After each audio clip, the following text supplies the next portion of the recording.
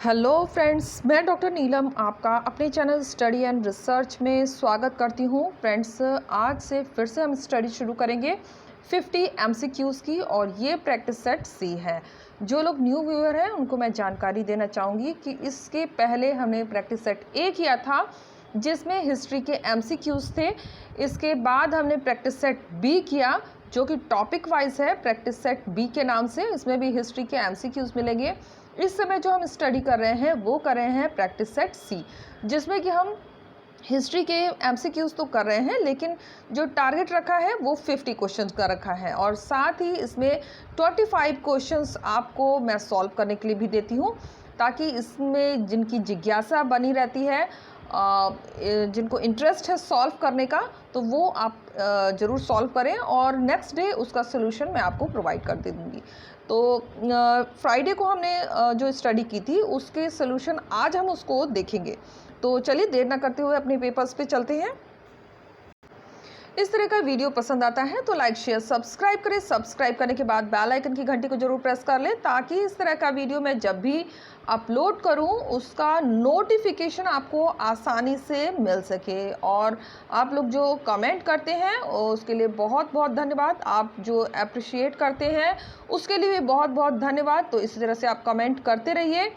आप जो कमेंट और सजेशन देते हैं मुझे बहुत पसंद आता है और उसके अकॉर्डिंग ही मैं वीडियो बनाने की कोशिश करती हूँ। तो चलिए चलते हैं। सबसे पहले एक क्वेश्चन जिसमें काफ़ी कन्फ्यूज़न क्रिएट हो गया था, तो प्रिया ने भी उत्तर दिया है और एक मोहन है, उन्होंने भी उत्तर दिया है। तो मोहन का आंसर बिल्कुल करेक्ट है, इसे हम करेक्ट पहले कर लेते हैं। गाय के साक्ष्य जो है सिंधु सभ्यता में नहीं मिले हैं। जैसा कि क्वेश्चन था, सिंधु वासियों द्वारा कौन सा पशु नहीं पाला जाता था, तो गाय का जो साक्ष्य है नहीं मिला है, इसलिए हम कह सकते हैं कि उन्होंने गाय का पालन नहीं किया था। इसकी जो जानकारी हमें मिलती है वो वैदिक काल से मिलती है। तो यहाँ पे करेक्शन आप कर लीजिए, गाय होगा।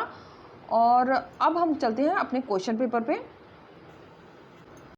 तो यहाँ से हमें क्वेश्चन सॉल्व करने थे और जिन लोगों ने कमेंट किया है, पवन, मोहन और प्रिया, आप सबको बहुत बहुत थैंक्स कि आप लोग मन से क्वेश्चंस को सॉल्व कर रहे हैं। मैं तो आपको ये कहती हूँ जितने क्वेश्चंस आप कंफर्म हैं उनके ही आंसर दें, वो भी बहुत है, लेकिन आंसर जरूर दें ताकि आपकी जिज्ञासा इसमें बनी रहे। तो चलिए आते हैं क्वेश्चन नंबर 76। सिंधु सभ्यता के किस स्थान से मन के बनाने का साक्ष्य प्राप्त हुआ है? तो मन के बनाने का जो साक्ष्य हमें मिला है वो मिला है चनहुदड़ो और लोथल से। काफ़ी लोगों ने ये क्वेश्चन पढ़े भी होंगे, तो इसे जितना आप एमसीक्यू सॉल्व करेंगे उतना ही आपको ये सब लर्न होते जाएगा। तो जितना हो सके एमसीक्यू सॉल्व करिए। फिर आ जाते हैं क्वेश्चन नंबर 77। धौलावीरा का सर्वप्रथम उत्खनन किसके नेतृत्व में हुआ? तो इसका नेतृत्व करने वाले थे धौलावीरा का doctor JP Joshi. Option D हमारे यहाँ पे करेक्ट हो जाएगा। Question number 78। सिंधु सभ्यता के किस स्थल से पैमाना प्राप्त हुआ है? तो पैमाना का जो पैमाना मिला है वो मिला है लोथल से। गोदीवाड़ा भी इसको बोलते हैं, लोथल को। Question number 79। वह कौन सा नगर था जिसके भवन मुख्य सड़कों की ओर खोलते थे? तो वो लोथल ही था। ऑप्शन डी हमारे यहाँ पे करेक्ट हो जाएगा। और किसी तरह का मिस्टेक होता है तो ज़रूर कमेंट करिए। जैसे ही उसका रेफरेंस मुझे मिलता है मैं आपको उसका कंफर्म आंसर ज़रूर बताऊंगी। जिस तरह से अभी गाय के बारे में आपने कमेंट किया था तो उसका सोल्यूशन हम इसी के साथ करते जाएंगे। Question number 18। वह कौन सा स्थान था जिसके पूर्वी हिस्से में पक्की ईंटों का बना एक तालाब जैसा घेरा प्राप्त हुआ है? तो ये भी लोथल ही है। ऑप्शन सी हमारा करेक्ट हो जाएगा। Question number 81। हड़प्पा सभ्यता अंतिम अवस्था को दर्शाने वाला स्थान है। अंतिम अवस्था की बात कर रहा है आलमगीरपुर। ऑप्शन ए हमारा करेक्ट हो जाएगा। सिंधु काल में संभवतः सोना प्राप्त किया जाता था, तो कहाँ से प्राप्त होता था? तो ये प्राप्त होता था कोलार और कश्मीर से। उपयुक्त दोनों हो जाएगा। कोलार बिल्कुल कंफर्म है, थोड़ा कश्मीर में कंफर्म नहीं हो, लेकिन कोलार से तो प्राप्त होता था। क्वेश्चन नंबर 83, सिंधुवासी फिरोजा प्राप्त करते थे। फिरोजा प्राप्त करते थे मध्य एशिया से। ऑप्शन सी हमारा यहाँ पे करेक्ट हो जाएगा। क्वेश्चन नंबर 84, लाजवर्थ मणि एक विशिष्ट प्रकार का कीमती पत्थर पाया जाता है, तो ये कहाँ से प्राप्त होता था? तो बदख्वास से। ऑप्शन डी हमारा यहाँ पे करेक्ट होगा। क्वेश्चन नंबर 85, सुरक्षा के प्रमुख हथियार ढाल एवं कवच होने के साक्ष्य प्राप्त हुए हैं। तो उसमें जो ऑप्शन दिया गया है वो दिया गया है हड़प्पा से प्राप्त हुआ है, मोहनजोदाड़ो से, कालीबंगन से। तो इसमें आंसर हमारा बनेगा उपयुक्त में से किसी से ढाल की हमें प्राप्ति नहीं हुई है। फिर क्वेश्चन नंबर 86, सीपी शिल्प और चूड़ियों के लिए सर्वाधिक प्रसिद्ध था, तो ये था चनहुदड़ो। यहाँ पे लिपस्टिक के भी साक्ष्य मिले हैं, तो श्रृंगार से संबंधित चूड़ियों के लिए साक्ष्य और सीपी शिल्प, इन सब के लिए चनहुदड़ो हो जाएगा। ऑप्शन तो हमारा ऑप्शन बी यहाँ पे करेक्ट हो रहा है। क्वेश्चन नंबर 87, लाल पत्थर और गोमेद के मनके बनाए जाते थे, तो ये मनके प्राप्त होते थे चनहुदड़ो और लोथल से। चनहुदड़ो को ऐसे भी याद रख सकते हैं, जितने भी श्रृंगार वाले सामान हैं और मणि ज़्यादातर यहाँ पे प्राप्त हुए हैं, तो पत्थर हो गया, गोमेद हो गया, चूड़ी हो गया और लिपस्टिक, सीपी शिल्प, ये सब चनहुदड़ो से प्राप्त हुए हैं। नेक्स्ट क्वेश्चन पे आ जाते हैं। क्वेश्चन नंबर 88, वह कौन सा स्थान है जहां यज्ञ स्थल प्राप्त हुआ है? तो यज्ञ स्थल की प्राप्ति हमें कालीबंगा से प्राप्त हुई है। ऑप्शन ए हमारा यहाँ पे करेक्ट हो जाएगा।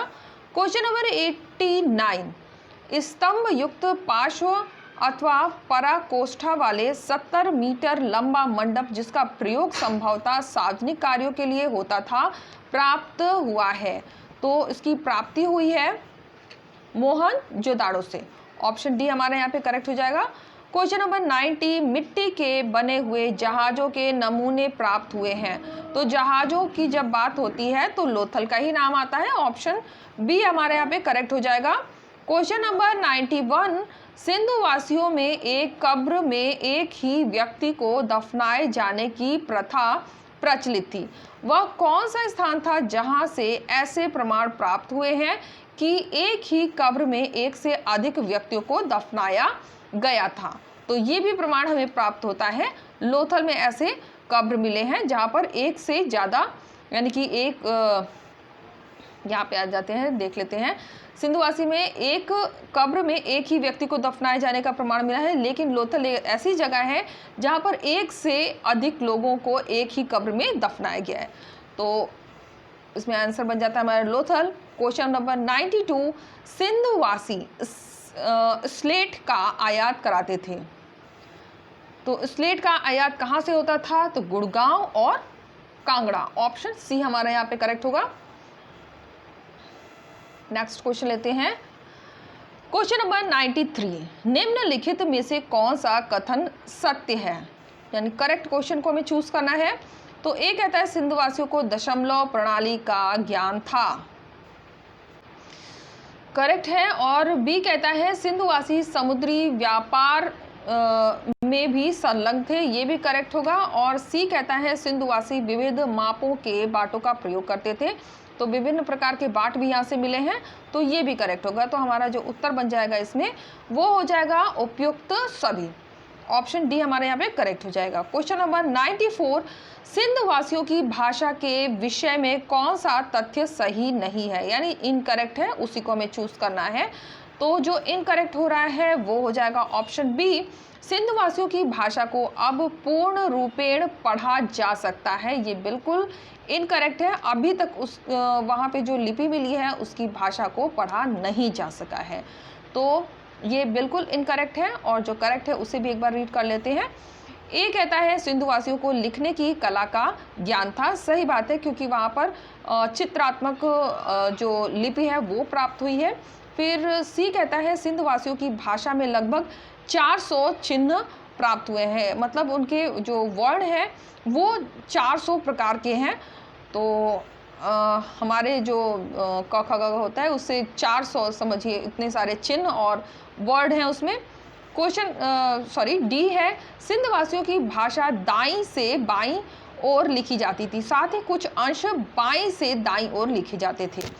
तो ये सभी करेक्ट होंगे। जो इनकरेक्ट हो रहा है वो ऑप्शन बी हो रहा है। नेक्स्ट क्वेश्चन पे आ जाते हैं। Question number 95, sir John Marshall के अनुसार सिंधुवासी शव विसर्जन हेतु 3 विधियों का प्रयोग करते थे। निम्नलिखित में से शव विसर्जन की कौन सी विधि सही नहीं है, यानी ठीक नहीं है, करेक्ट नहीं है, तो इनकरेक्ट वाला हमें ढूंढना है। ए कहता है शवों को अग्नि में प्रज्वलित कर दिया जाता था, ये करेक्ट है। फिर बी कहता है शवों को नदी में प्रवाहित कर दिया जाता था, यही इनकरेक्ट है और यही हमारा ऑप्शन बन जाएगा।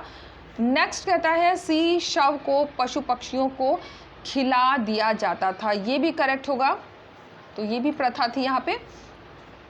और शवों को जमीन में गाड़ दिया जाता था, तो ये भी करेक्ट होगा। जो इनकरेक्ट बन रहा है वो हो रहा है ऑप्शन बी, शव को नदी में प्रवाहित कर दिया जाता था, ये नहीं होता था। नेक्स्ट क्वेश्चन पे चलते हैं। क्वेश्चन नंबर 96, सिंधु वासियों के राजतंत्र के विषय में कौन निश्चित अनुमान नहीं लगाया जा सकता है। तो किस चीज़ की निश्चित अनुमान इससे नहीं पता चलता है। ए कहता है सिंधु युग में राजा होते ही नहीं थे। बी कहता है सिंधु युगीन पुस्तकों में राजा का उल्लेख नहीं मिलता है, कोई ऐसा भवन प्राप्त नहीं हुआ है जिसे राजा का महल कहा जा सके। डी कहता है द्रविड़ सभ्यता राजतंत्र की विरोधी थी। तो यहाँ पे जो उत्तर हमारा बनेगा वो हो जाएगा ऑप्शन सी, कोई ऐसा भवन प्राप्त नहीं हुआ है जिसे हम राजमहल कह सके या कहा जा सके। नेक्स्ट क्वेश्चन है क्वेश्चन नंबर 97, सिंधुवासियों के वस्त्र एवं आभूषण के विषय में कौन सा कथन असत्य है, यानी आभूषण के बारे में जो इनकरेक्ट है।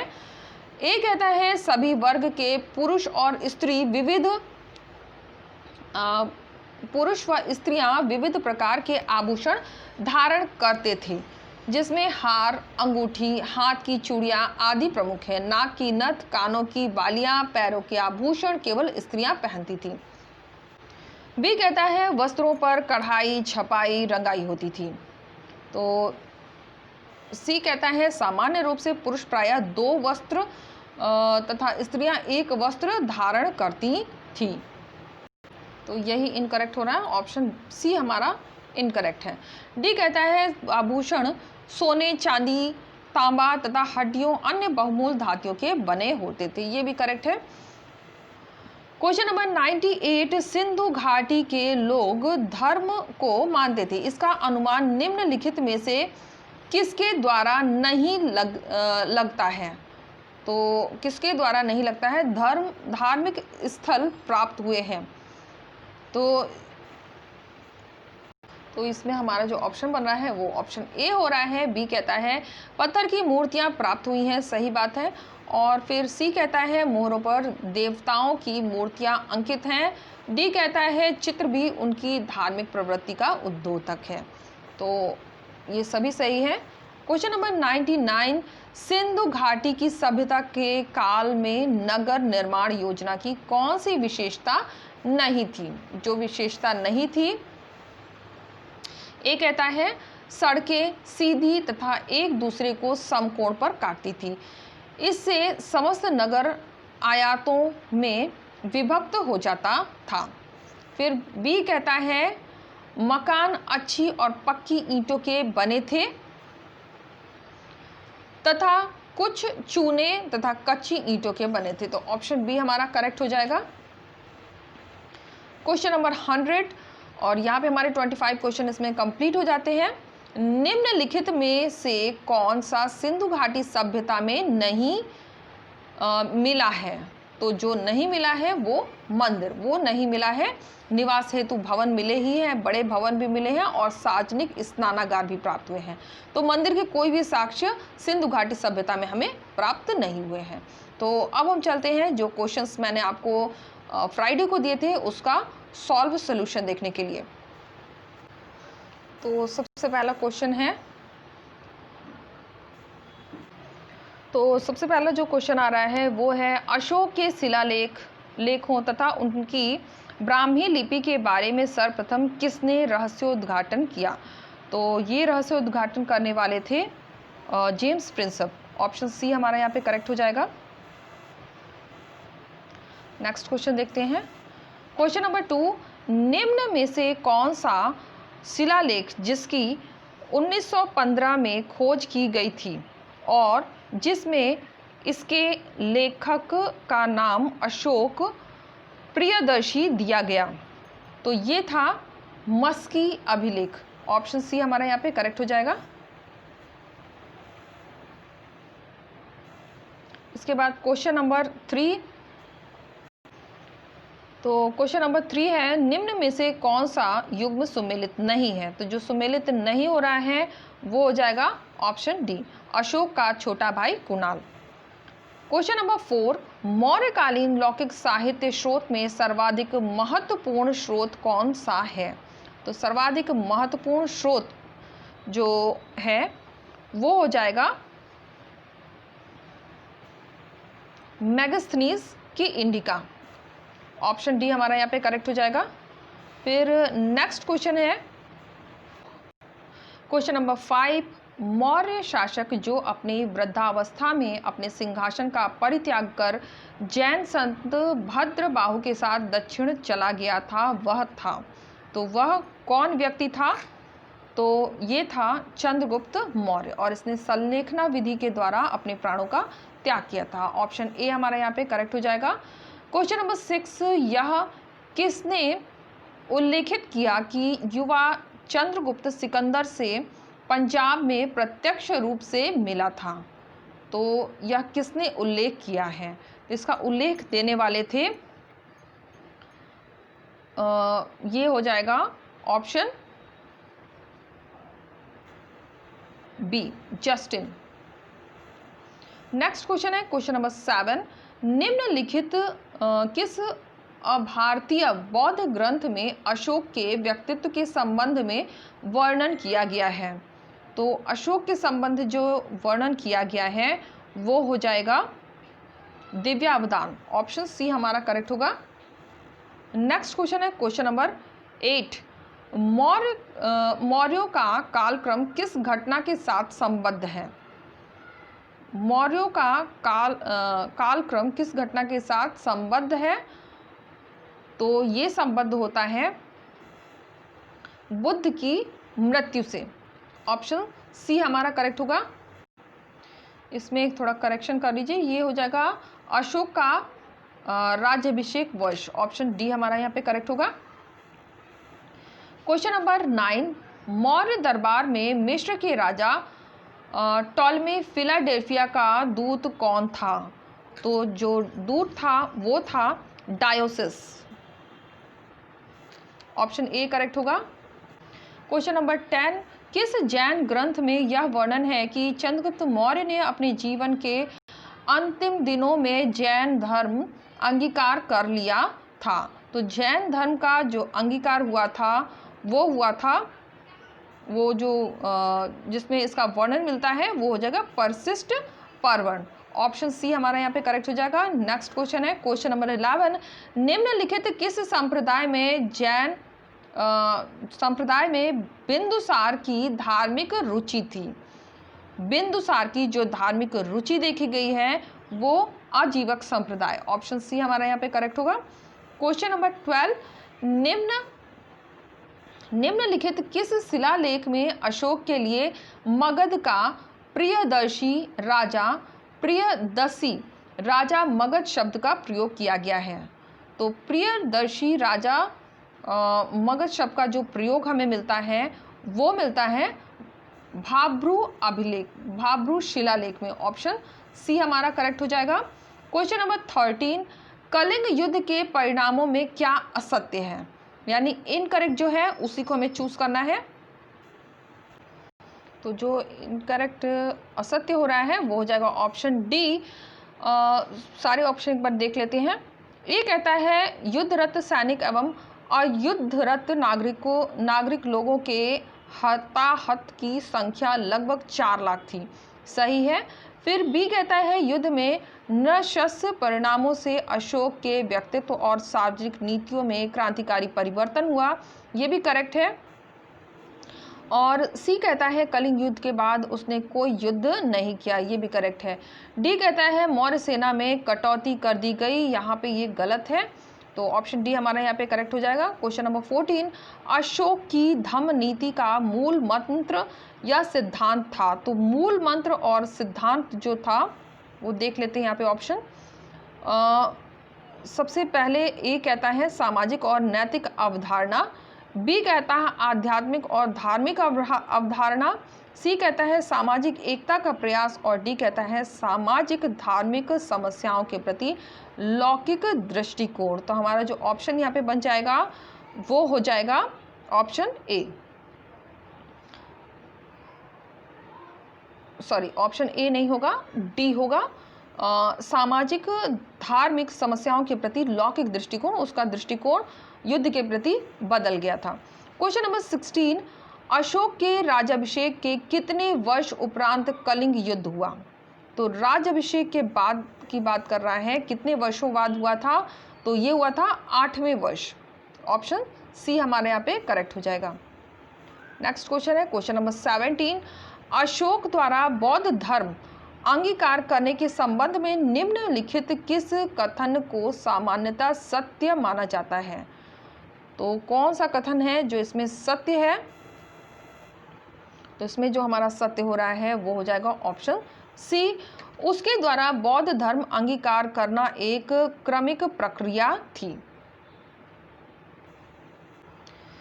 अपने राज्यारोहण के कितने वर्ष बाद अशोक ने बोधि वृक्ष के पवित्र दर्शन के लिए बोध गया की यात्रा की थी। तो ये यात्रा हुई थी 20 वर्ष बाद, ऑप्शन डी हमारा यहाँ पे करेक्ट हो जाएगा। क्वेश्चन नंबर 1919, अशोक के किस शिलालेख से युद्ध और हिंसा के कारण जनित उसके अंतिमन की व्यवस्था प्रकट होती है।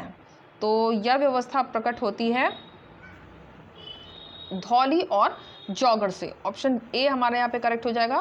क्वेश्चन नंबर 20, निम्नलिखित किस शिलालेख अभिलेख में अशोक बौद्ध धर्म में अपना विश्वास प्रकट करता है।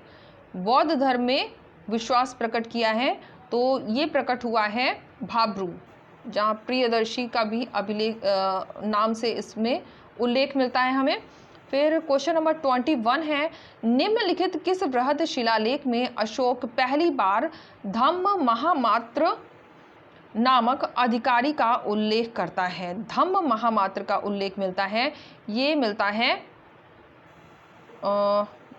एक मिनट, हाँ, धम्म महामात्र का जो उल्लेख मिलता है वो मिलता है पंचम शिलालेख से, ऑप्शन डी हमारा यहाँ पे करेक्ट हो जाएगा।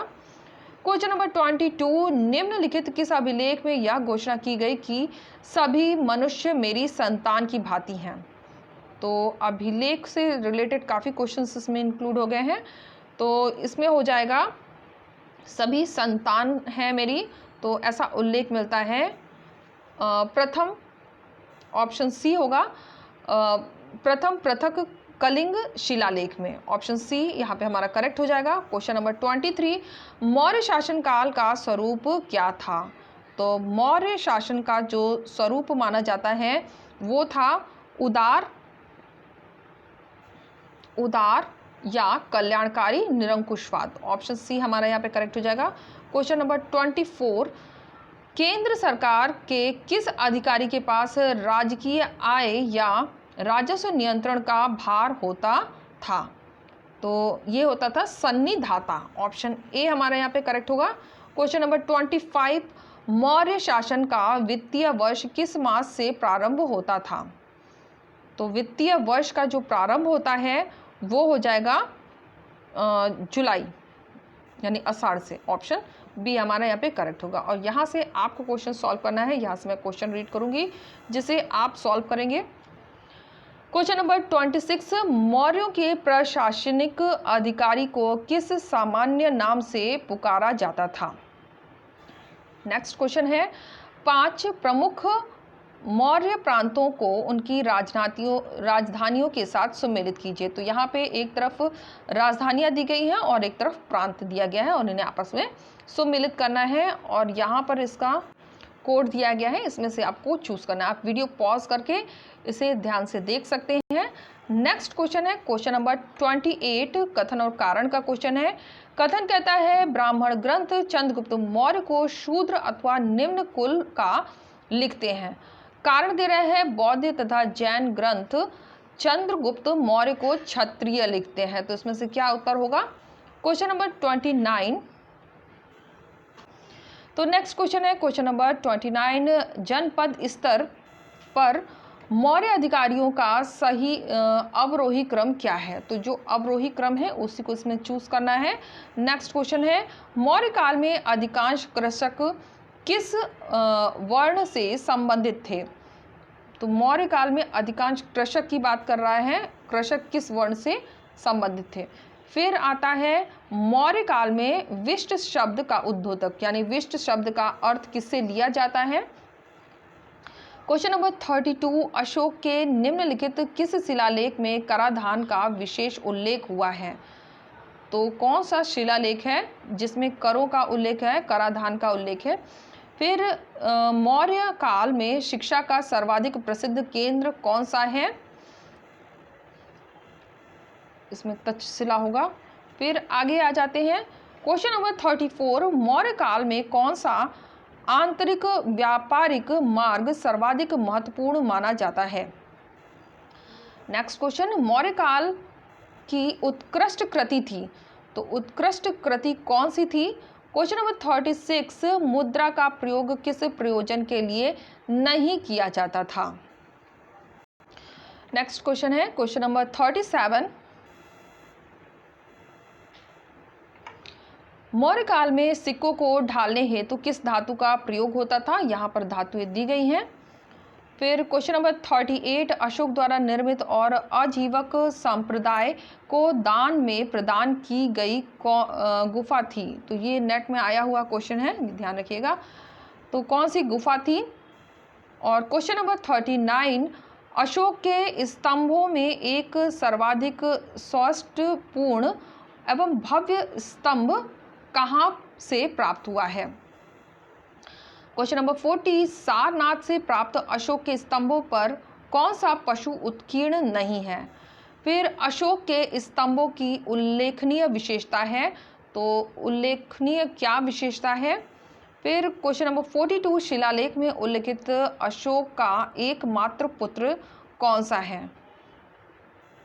क्वेश्चन नंबर 43, मौर्यकालीन भारत के प्रत्येक यूनानी लेखक ने एक भारतीय पशु की अतिशय प्रशंसा की, वह पशु है, तो वो पशु कौन सा है?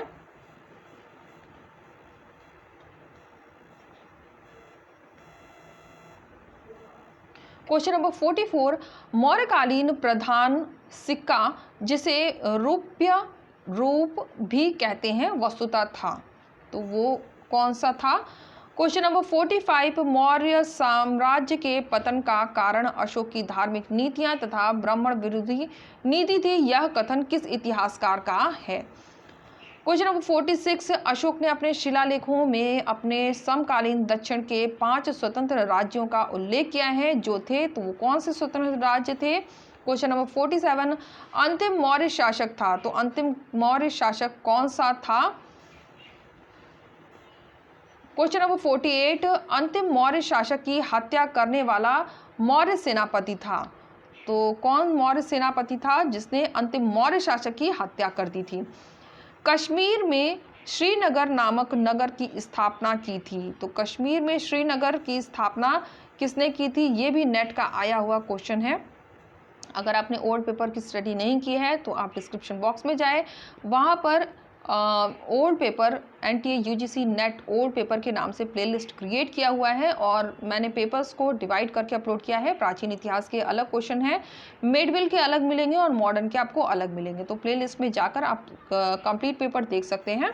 तो ये नेट का आया हुआ क्वेश्चन है। क्वेश्चन नंबर 50 पे आ जाते हैं, मौर्य काल में आपातकालीन कर कहलाता था, तो आपातकालीन कर का क्या नाम था? तो यहाँ आपके 25 क्वेश्चन हो जा रहे हैं आपको सॉल्व करने के लिए। तो फ्रेंड्स हम आ गए हैं अपनी प्लेलिस्ट में। यहाँ पर आप देख सकते हैं बहुत सारे वीडियो अवेलेबल हैं हिस्ट्री से रिलेटेड, और जो ओल्ड पेपर हैं, ओल्ड पेपर आप CTET के ओल्ड पेपर देख सकते हैं, PGT के पेपर्स देख सकते हैं, और NTA UGC नेट के भी पेपर आपको इसी डिस्क्रिप्शन बॉक्स में मिल जाएंगे। और इसके अलावा आप लोगों के कमेंट आए थे PhD एडमिशन के लिए, तो उस पर मैं अलग से कोई वीडियो नहीं ला पा रही हूँ। फ़िलहाल मैं आपको जानकारी देना चाहूँगी कि किस किस यूनिवर्सिटी में PhD एडमिशन और MPhil एडमिशन के लिए एडमिशन प्रोसेस अभी शुरू हो गई है, तो बाद में फिर इसे एक्सटेंड भी किया गया है।